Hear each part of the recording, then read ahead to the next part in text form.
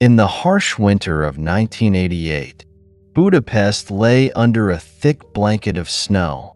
Flurries drifted lazily through the frigid air, settling on the cobblestone street outside a narrow row of houses.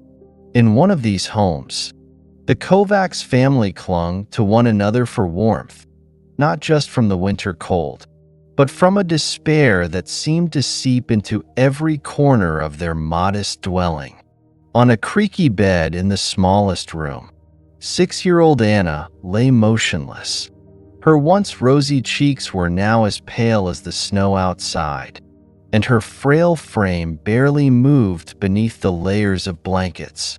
She had always been the heart of their home, a child full of laughter and curiosity.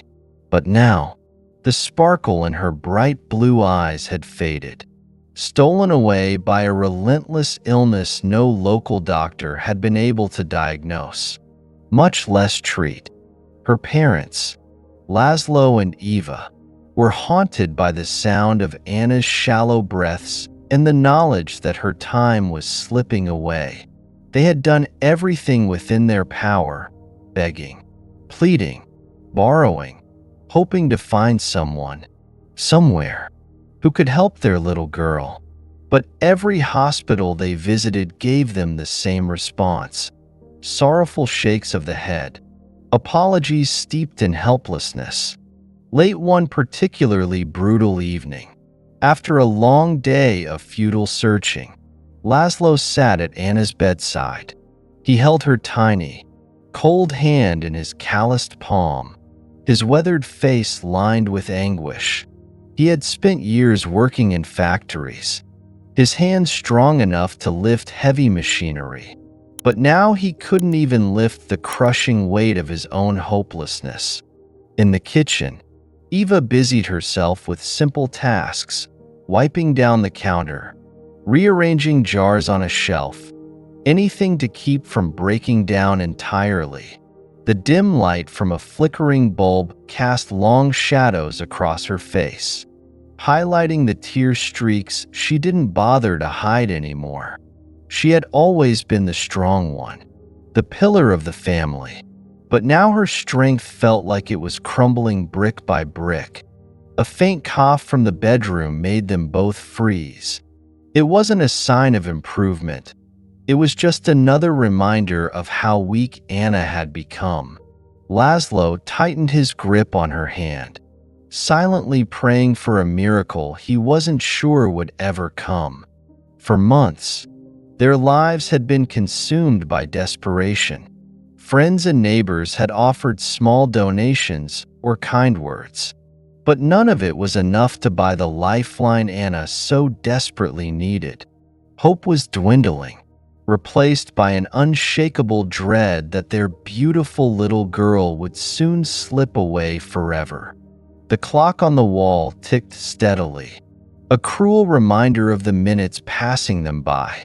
Outside, the snow continued to fall, silent and unrelenting, as if nature itself was mourning with them. In that moment, all they could do was wait for some kind of sign, some hint that their prayers had not gone unanswered. And though neither of them dared say it out loud, they both feared that time, their greatest enemy, was running out. One bleak winter morning, just as Laszlo and Eva were beginning to lose all hope, a sliver of light broke through the darkness. A compassionate doctor in Budapest, who had been following Anna's case, approached them with a suggestion. He told them about a prestigious hospital in the United States, one renowned for its groundbreaking work in pediatric medicine. The doctors there were pioneers in performing the kind of complex surgery that Anna desperately needed. For the first time in weeks, the Kovacs family felt a flicker of something they hadn't dared to feel: hope. But the hope was short-lived. The doctor gently explained the financial reality. The surgery would cost more than they could fathom. The figure he mentioned was astronomical, a sum so large it seemed almost imaginary to Laszlo and Eva. For a humble family living paycheck to paycheck, it wasn't just unattainable, it was utterly impossible. Eva sat in stunned silence as Laszlo gripped the arms of his chair, trying to comprehend the impossibility of what they were facing. "We'll do whatever it takes," Eva whispered finally, her voice trembling. But even as she said the words, she knew the odds were stacked against them, determined to fight for their daughter. The Kovacs family agreed to let the doctor share Anna's story.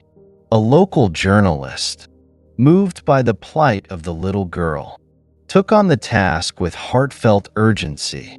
His article painted a vivid picture of Anna's struggle, describing her as a bright, joyful child whose life had been cruelly interrupted by illness.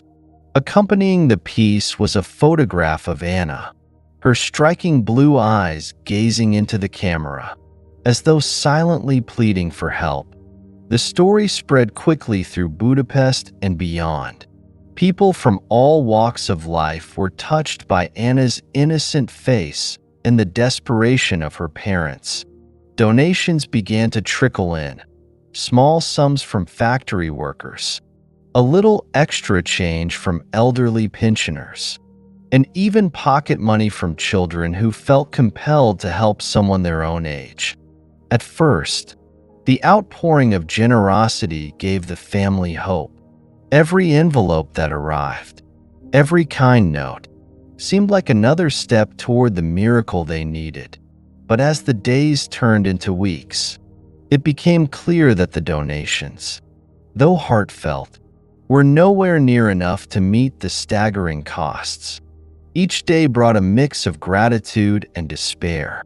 Eva would sit at the kitchen table, carefully counting the growing pile of donations, only to break down when she realized how far they still had to go.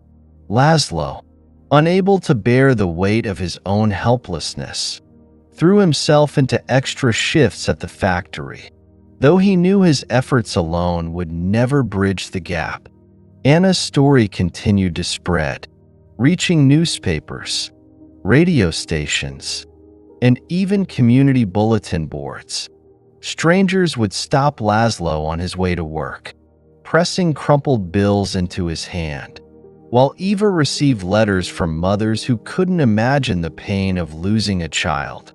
Despite the kindness of so many, the goal remained a distant dream. Time was slipping away, and Anna's health was deteriorating faster than they could gather the funds.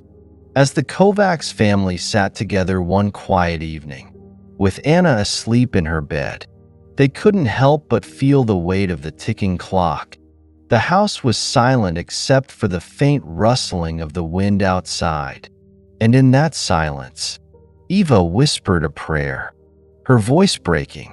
"Please," she murmured, clutching Anna's favorite blanket to her chest. "If anyone is listening, please don't let us lose her." The photograph of Anna, with those piercing blue eyes, sat on the table beside them, a constant reminder of the fragile thread of hope they clung to. Somewhere, somehow, they had to believe that someone would hear their plea before it was too late. By a stroke of destiny, Anna's story made its way across the Atlantic, landing in the hands of Donald Trump, a larger-than-life businessman in New York, known for his towering skyscrapers, sharp instincts, and bold personality. Trump was a man who rarely paused for sentimentality. Yet, one crisp morning in his iconic Trump Tower office, as he flipped through a pile of international news clippings, something stopped him mid-page. It was Anna. Her photo, her fragile frame, her pale skin, but most of all, her hauntingly innocent blue eyes drew him in. Those eyes seemed to leap off the page, silently pleading for a second chance at life. Trump stared at the image for a moment longer, his brow furrowing, the din of his busy office fading into the background. "Who is this?" he murmured, tapping the photo with a finger. He read the story again, line by line, taking in the details of her illness, her family's desperate struggle, and the insurmountable cost of the surgery she needed. He leaned back in his leather chair, his thoughts unusually heavy. After a moment of quiet deliberation, Trump hit the intercom button on his desk. "Get my assistant in here," he said, his voice as sharp and commanding as ever. Moments later, a staffer appeared at the door, clipboard in hand. Trump held up the paper. "Find out which hospital this is," he instructed. "Contact them directly. Make sure this little girl gets everything she needs. I don't care what it costs. Cover it all. Airfare, accommodations, surgery, aftercare, whatever. Just handle it." The assistant blinked, caught off guard by the urgency in his tone. "All of it, sir. Every penny," Trump said firmly. "And make sure it happens fast.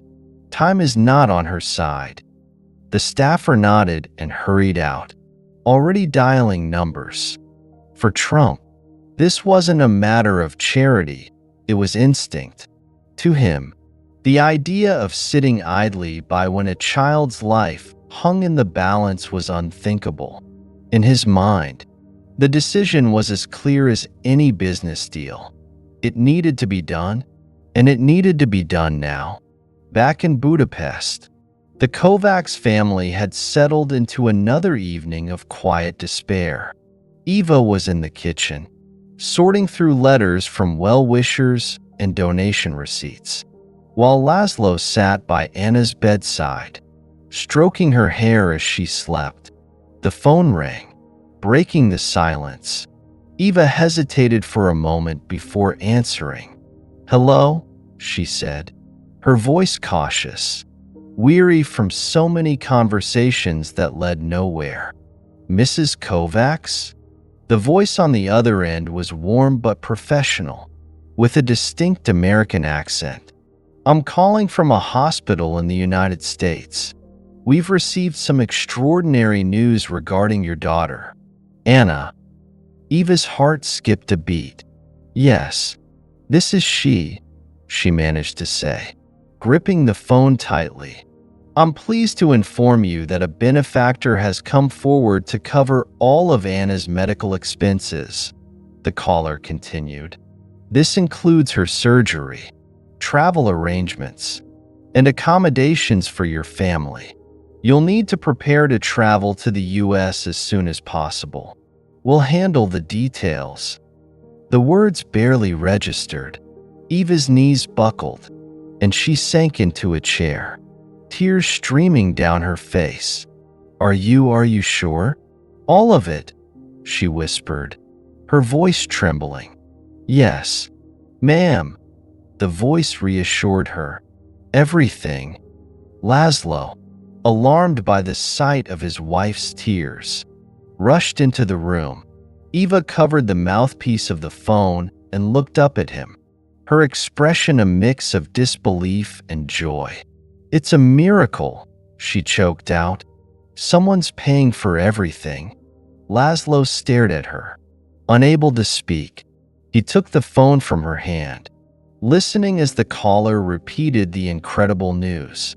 For a moment, he simply stood there, too overwhelmed to respond. Then, with a trembling voice, he managed to say, "Thank you. Thank you so much." That night, as Eva and Laszlo sat by Anna's bed, their tears of gratitude flowed freely. For the first time in months, the crushing weight on their shoulders lifted.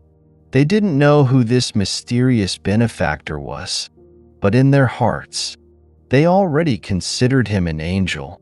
In New York, Trump returned to his day, never mentioning his decision to anyone outside his team.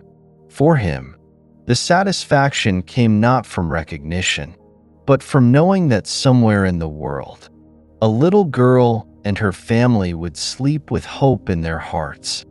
The journey to the United States was like stepping into a dream for the Kovacs family. From the moment they arrived at the airport in Budapest, every detail had been carefully arranged.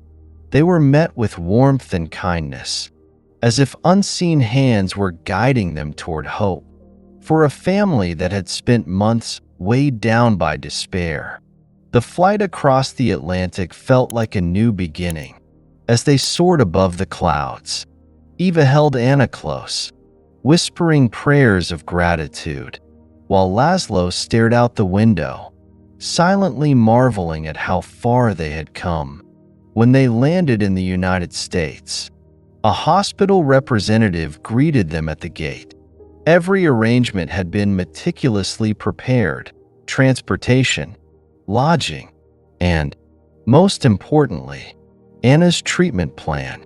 They were whisked away to the hospital, where the staff welcomed them with open arms. Doctors and nurses spoke in calm, reassuring tones, their professionalism matched by genuine compassion. Eva couldn't stop marveling at the state-of-the-art facility, so different from the modest clinics back home. For the first time in what felt like an eternity, she allowed herself to believe that Anna might have a real chance. Anna was quickly admitted, her fragile body wrapped in a hospital gown that seemed far too big for her. The medical team explained every step of the upcoming procedure to her parents, their confidence easing some of the fear that had gripped Eva and Laszlo for so long. Still, as the day of the surgery approached, their anxiety grew. Eva spent the night before pacing the sterile hospital halls, clutching a small pendant of the Virgin Mary, while Laszlo sat by Anna's bedside, stroking her hair and whispering stories from her favorite fairy tales. The morning of the surgery arrived like the quiet before a storm. Anna was wheeled into the operating room, her parents walking alongside her until the last possible moment. As the double doors swung shut behind her, Eva broke down, burying her face in Laszlo's chest. He held her tightly, whispering, "She's strong. She'll make it through this." The hours that followed were some of the longest of their lives. The waiting room, with its muted colors and hum of fluorescent lights, felt like a purgatory of uncertainty. Eva and Laszlo sat side by side, their hands intertwined so tightly that neither seemed to notice the discomfort. Every so often, a nurse would pass by, offering updates, but each time, their hearts raced with both hope and dread. Finally, after what felt like an eternity, the doors to the operating room opened, and the lead surgeon stepped out. He removed his mask, his face breaking into a tired but triumphant smile. "The surgery was a success," he announced. "Anna is going to be just fine." Eva let out a sob of relief, collapsing into Laszlo's arms. For a moment, neither of them could speak, their emotions too overwhelming. When they were finally allowed to see Anna, the sight of her tiny figure, still pale but breathing steadily, brought fresh tears to their eyes. Laszlo kissed her forehead, whispering, "You're our little fighter." In the days that followed, Anna's recovery was nothing short of miraculous. Under the attentive care of the hospital staff, her strength began to return. Eva watched in awe as her daughter's laughter, something she hadn't heard in months, began to fill the room again. Anna's blue eyes, once dimmed by illness, sparkled with the light of childhood innocence. Nurses would stop by just to see her smile, charmed by the resilience of this little girl who had already endured so much. One sunny afternoon, Anna insisted on taking a short walk down the hospital corridor. Laszlo held her hand as Eva followed closely behind, their hearts swelling with joy at the sight of their daughter's first unsteady steps toward recovery. For the Kovacs family, every giggle, every smile, every step felt like a victory, a reminder that hope, no matter how fragile, could lead to miracles. When the Kovacs family returned to Hungary, their hearts still full from the joy of Anna's recovery, they were greeted as local heroes. Friends, neighbors, and even strangers came to their modest home, bringing flowers, small gifts, and warm embraces. Yet, amidst all the commotion, one question lingered. Who had been the mysterious benefactor who made this miracle possible? It wasn't until weeks later, when Eva was sorting through a stack of letters and paperwork from the hospital, that the truth was revealed. Tucked among the documents was an official letter from the U.S. Hospital Administration, thanking them for their stay and mentioning, almost in passing, the name of the donor who had covered their expenses, Donald Trump. Eva gasped, her hand flying to her mouth. She quickly called out for Laszlo, who was outside fixing a broken chair. It was him, she said, her voice trembling. Donald Trump. Laszlo stared at her, uncomprehending. The businessman? The man from New York with the skyscrapers? Eva nodded, tears brimming in her eyes. Yes, he's the one who saved Anna. For a long moment, neither of them spoke, the weight of their discovery sinking in. Finally, Laszlo walked to the small desk in their living room, pulled out a piece of paper and a pen, and sat down. He knew there was only one way to express what words could barely contain. "Dear Mr. Trump," he began, pausing to gather his thoughts. "You didn't just save our daughter's life, you saved our family. You brought hope to a place where there was none, and light back into our world when it was at its darkest. Anna laughs again because of you. She has a future because of you. We have no riches to offer, but we give you our deepest gratitude and our endless prayers. You are not just a businessman. You are an angel in our eyes." Laszlo carefully folded the letter, placed it in an envelope, and addressed it to Trump Tower in New York. Though he doubted it would ever reach the man himself, he felt a deep sense of peace knowing he had tried. The news of Donald Trump's generosity began to ripple through the community, sparked by whispers from the hospital staff and later confirmed by the Kovacs family themselves. It spread from neighbors to newspapers, eventually reaching Hungarian media outlets. For a nation still grappling with economic hardships, the story felt like a ray of light, a testament to the fact that extraordinary kindness could still exist in a world often defined by its challenges. When reporters reached out for comment, Trump's office offered a characteristically brief response. Mr. Trump was moved by the Kovacs family's story and was happy to help. He does not wish to comment further. But for the Kovacs family, and for those who heard the story, the act of kindness spoke volumes.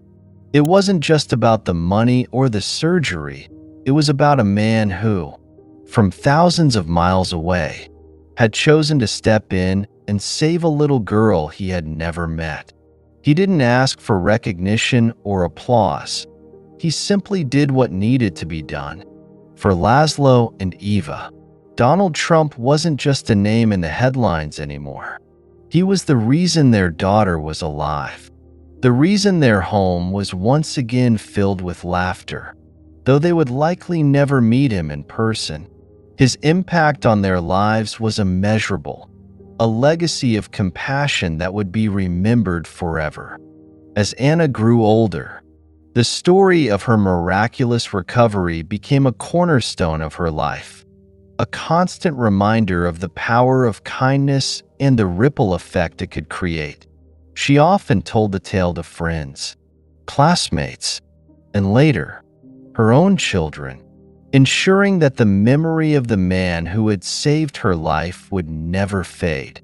Anna pursued a career in medicine, inspired by the doctors and nurses who had worked tirelessly to give her a second chance. She dedicated her life to helping others, often sharing her story with patients and families facing their own moments of despair. "If someone across the world could believe in me when I had nothing," she would say, "then we can all do the same for each other." For the Kovacs family, Donald Trump was more than a name and a headline. He was a symbol of hope and proof that even the smallest act of compassion could alter the course of a life. Though they never had the chance to meet him in person, their gratitude remained boundless.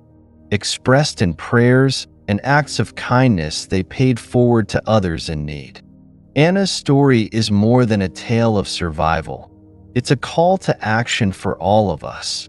In a world often clouded by uncertainty and hardship, we each have the power to make a difference, whether through a grand gesture or a simple act of kindness.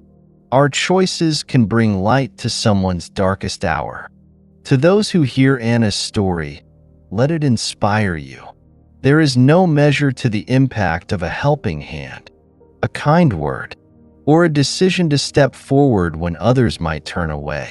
We are all capable of being the miracle someone else is waiting for. In the end, it's not about wealth, status, or recognition. It's about humanity. As Anna herself often said, "What saved me wasn't just the money. It was the belief that my life mattered, even to someone who had never met me. That belief gave me a future." Let us all strive to carry that same belief forward, because in the end, it's not what we take with us, but what we leave behind that truly defines us. Dear brothers and sisters in Christ, today, as you've read this miraculous story of hope, faith, and the power of compassion, I urge you to take a moment and reflect. Reflect on the boundless love of our Lord, who works through people, situations, and even strangers to bring about his divine plans.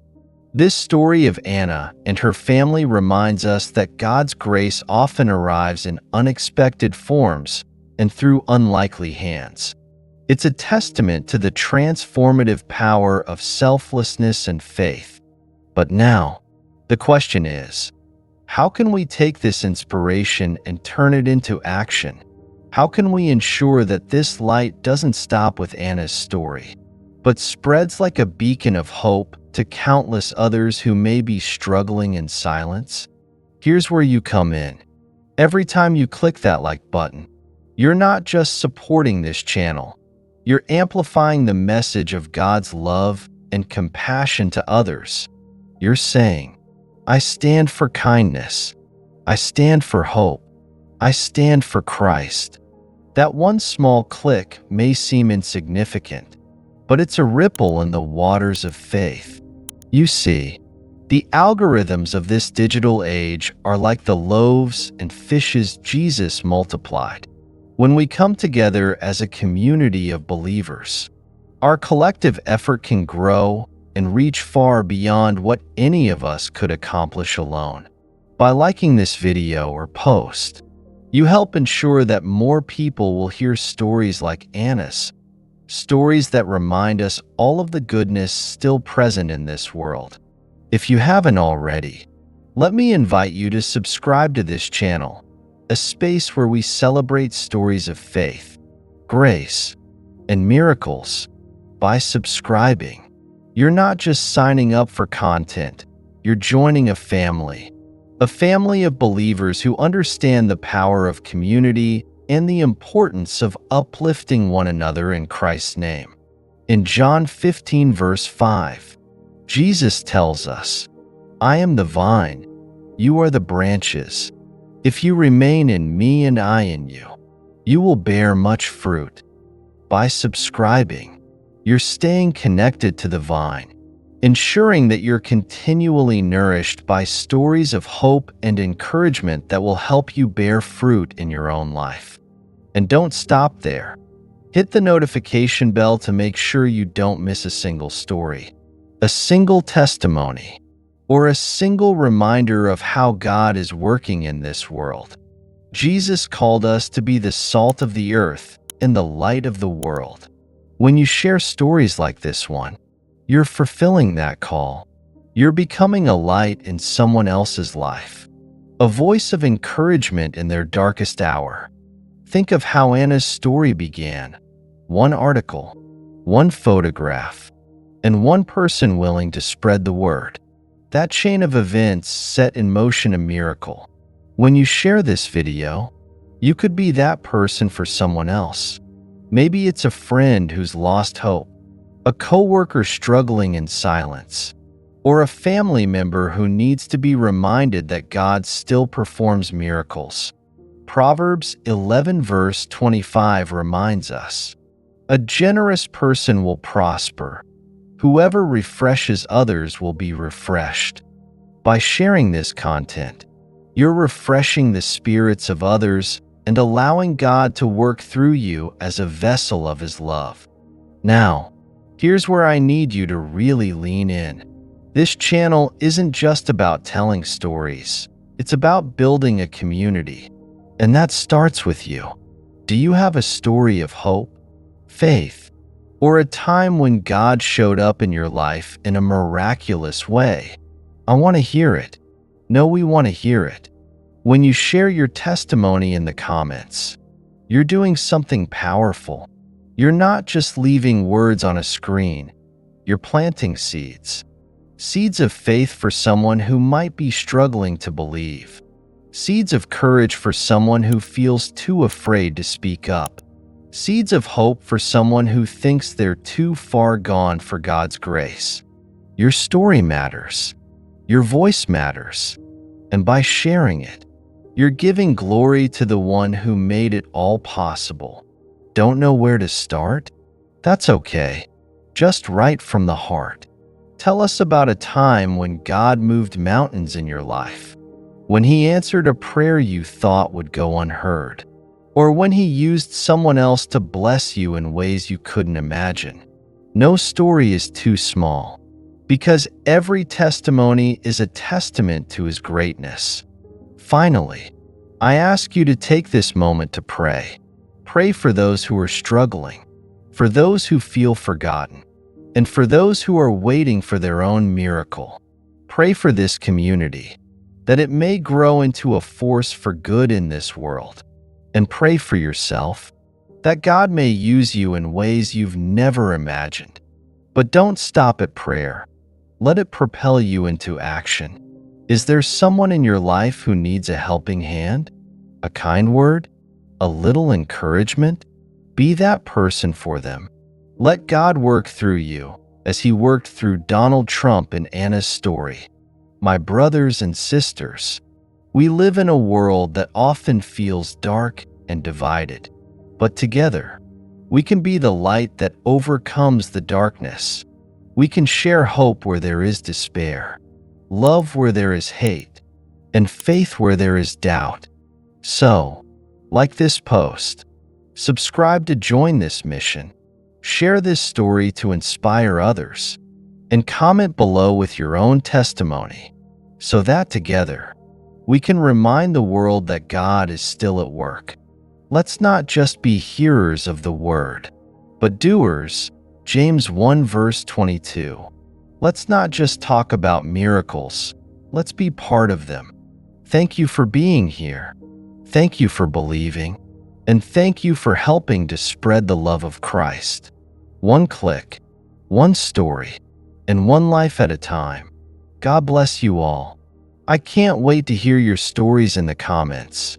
Let's continue to build this community for His glory and the good of His people. Amen.